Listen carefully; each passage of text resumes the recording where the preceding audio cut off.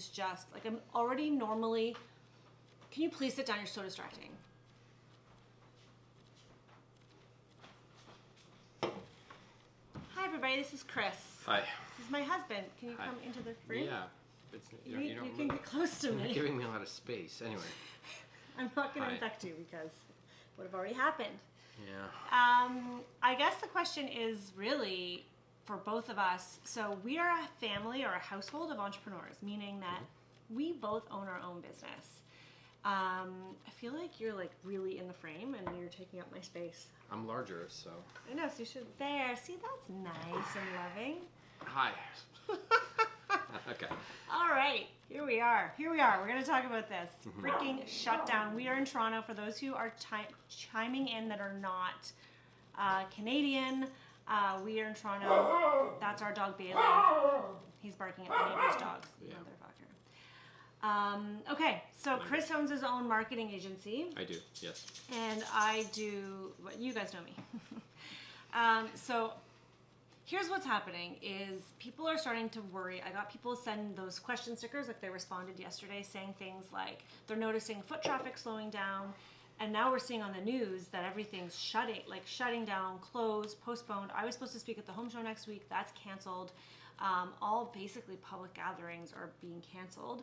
Of 250 people or more at this time, but eventually all will be canceled, yeah. So the question is, from a personal level, do you still go to meetings or still meet with clients? Or for me, like we have jobs that are in construction right now. So what does that mean for the construction site? Like I don't want it to stop, right?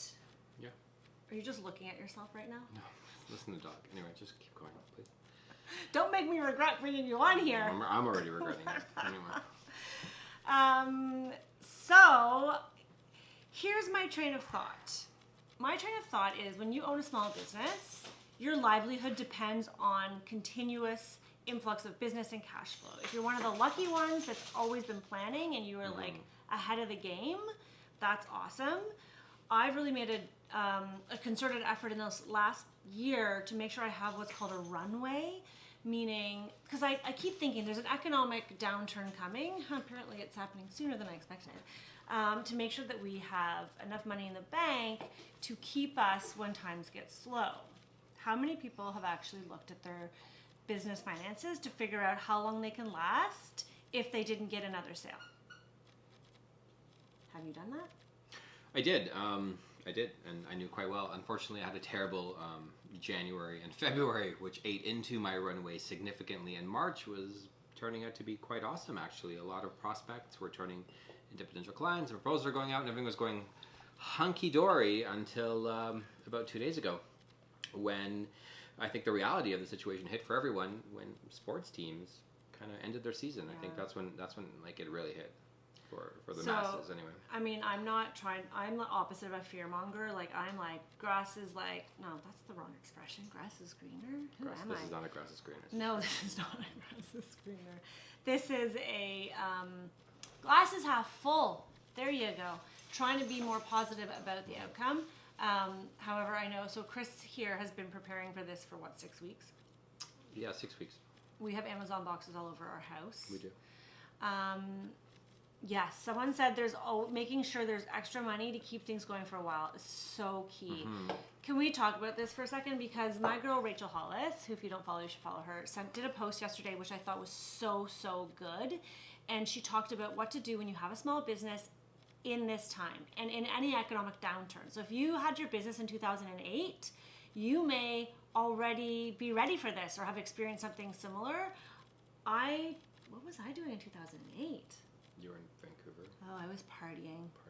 Working in a restaurant, working as an actor. Not so impacted, but anyway. No. However, cash is king. Or queen. Or queen. Oh, look at you. Are you a little feminist? Not particularly, but I think we have to be politically correct. I know. At all times. But I think that my takeaway from that is the cash is king, meaning we need to look at currently what are we doing, where are we investing our money, what sort of new ideas do people have? Like maybe we have like side hustles. You know me, I always got a side hustle. But what is it that maybe you want to hold back on that spending. What are some non-essential services that you are using as a business? Maybe you're signed up for programs that you're not using, and it's like $15 a month. Like maybe you need to look at that. It's $15 here, $10 here, and then it's no, actually, that's what I mean. Like it's so. Yeah.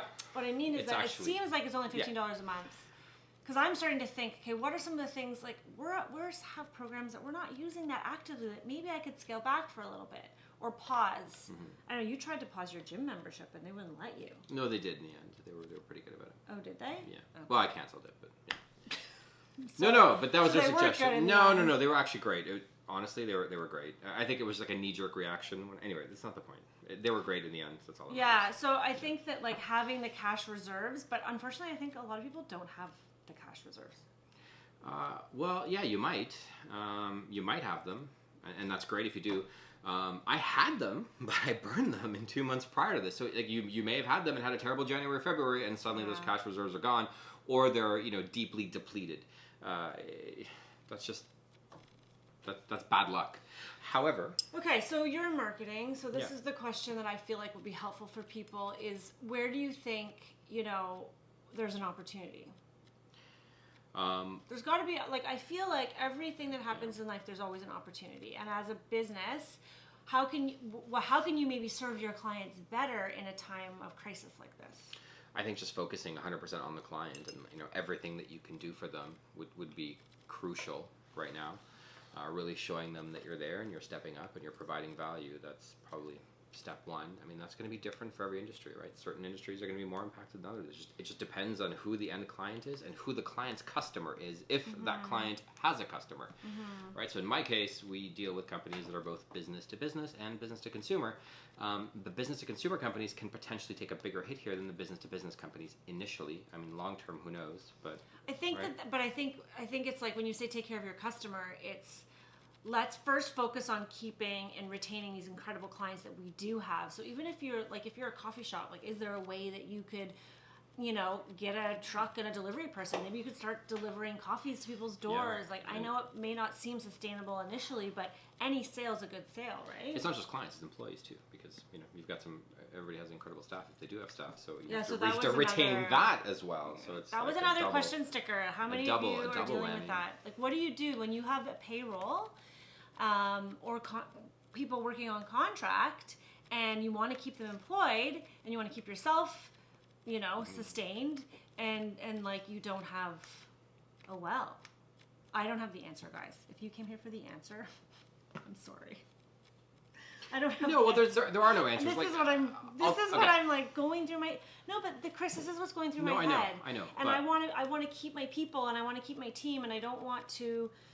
Because this isn't going to last forever, so it's the problem is we don't know how long this shutdown of society is going to last. No, we don't. And as of right now in Toronto and across all of Canada, it's not really a shutdown per se. People are going to be working from home. All businesses are continuing to operate. I mean, we're not at that Europe level yet.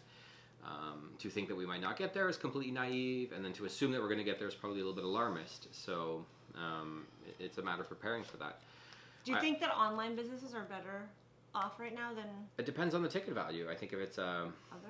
It also depends on the ticket value and who you're serving and what purpose is your product for. I think if your product involves entertainment or escapism, I think you're going to do really well. Oh my God, Disney Plus right now is probably making a killing because every parent in the universe is like, oh my God, 3 weeks with children, what am I going to do? That's I feel like that's something we need to talk about maybe tomorrow. I feel like there's people that I follow on Instagram that are going to be just having so many brilliant ideas. What the do you do with your kids for 3 whole weeks inside your house? Yeah, and it could be longer. It's not even summer. So Kris thinks the schools are not going to reopen. No. What do you guys think? If we follow the same pattern of every other country, China is just coming out of a lockdown right now, and that's been 6 weeks. So to think that we can somehow accomplish this in 3 is, I don't know. I don't think it's realistic, but that's not the point. So there's a lot of bad going on. No, but it's not the point. But I think at the same time, it's don't be dumb. Hope is not a strategy. Yeah. Hope is not a strategy. Yeah. As much as it's important to be hopeful, it's not a strategy. So as a business owner, you have to strategize and think, honestly, Worst case scenario. What is the worst case scenario What outcome? to do with toddlers? And what does that mean? I know what to do with toddlers, right? Oh my gosh. It's hard. It's hard to work from home with a We toddler. could potty train her. That doesn't generate. Should we income, potty train our unfortunately. almost 3-year-old? Probably. Doesn't generate. That doesn't generate. I feel like this is a good opportunity. See right there. Probably won't reopen. See, somebody agrees with That's me. Mike. Yeah. Mike and I shot a basement today. Yeah. It's looking really good. And everybody was like 6 feet away from each other, guys. Don't worry, we're not touching. Social distancing. That's very We've been interesting. doing the Yeah. high fives. No, not high fives, the fake fives. All right, that's a lot of negatives. Let's talk about some positives here, if we can, for a Are moment. you able to do that? I am. I think that for a lot of people, This is Bailey. Bailey, say hi. Look, that's you. he's not Say interested. hi.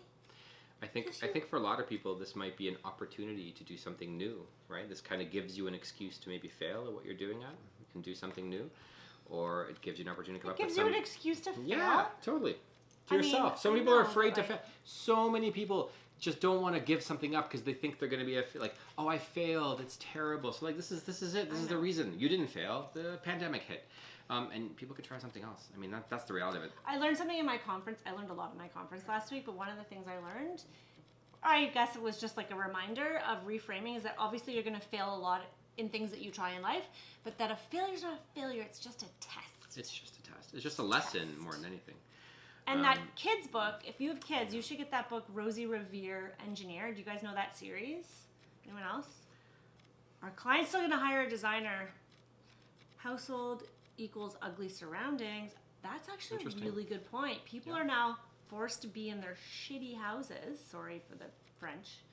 That's a really, really good one, because people are going to start to think, ooh, my house, like I can't live in this house like this. Maybe. Decorating. I think home offices. I mean, I had my team do up a freebie that we're going to put in our what's it called, link tree, like our link in bio, for like home office design, because now everybody's working from home, right? Yep. What else? Positives. It's getting warmer. That's right. See, he's a positive Polish man. Did you know It's rare. that existed? It's rare. I'm sorry if you're Polish, but Kris and his father, We're Polish. and a few of our trades that I work with are all Like Polish. legit Polish. Like I was born And there. they're, and they're like the least positive people I've known in my life. Not you, Mike, though. We're actually what I would call realists. She thinks it's a negative thing. I just think it's realism. Anyway, it's not the point. I think in a situation like this, a lot of the Polish flag. Yeah. I think a lot of new opportunities will come up. And honestly, like this situation Sorry, is can I interrupt you for a evolving second? so rapidly. Poland? Chris's parents literally flew back today from Poland, because they usually spend the winter there. No, well, yesterday. They landed yesterday. Oh, they landed yesterday, and today Poland shut down its borders, no more flights. I wish I could read everyone the We're email so lucky. that I sent to my dad, basically saying get out because it's gonna happen, and it happened. Oh, online decor advice, yeah, for sure. Definitely. With this kind of like video chat type scenario where the client is essentially taking you through their house through some sort of meeting or conferencing software. Like a Skype consultation, like a exactly. virtual consultation, and like walk them through the house, give them tips. That's a brilliant idea. And it might actually be, less of a large ticket item, but you could maybe do more of a volume thing here. I mean, look, there are going to be opportunities for sure. I know. I don't know what they are at this point because this thing is still kind of evolving. But there's going to be some opportunities for new things and maybe things that we've never actually thought of doing before. So you don't want to get down. that's kind of what I'm looking forward to. I agree. All right, so that was our first Instagram Live, which we recorded for YouTube because we think that a lot of people are going through what we're going through as entrepreneurs, just trying to process what this means for our small business if the entire world is shut down. I should note that it ended abruptly. So it ended at the 15-minute mark, whereas we went for 30 minutes. I didn't realize that my camera only records 15 minutes of video at a time, so I don't know if it's a camera issue or whatever. Anyway, we only got 15 minutes. We'll fix it for the next one. Guys, if you liked this content, leave us a comment below. Give us a thumbs up, all the usual. Yeah. Stay safe, and we'll be back. We'll see you soon. Bye. Bye.